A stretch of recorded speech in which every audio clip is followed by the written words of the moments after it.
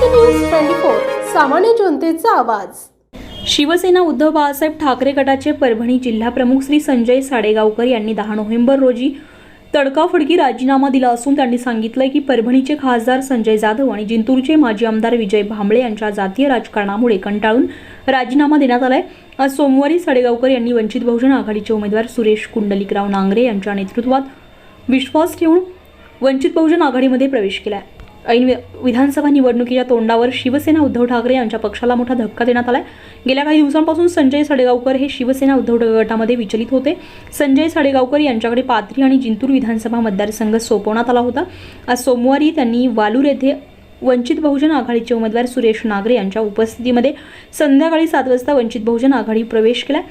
यामुळे ऐन निवडणुकीच्या वेळेमध्ये महाविकास आघाडीला मोठा धक्का लागल्याची चर्चा संपूर्ण जिल्ह्यात सुरू आहे।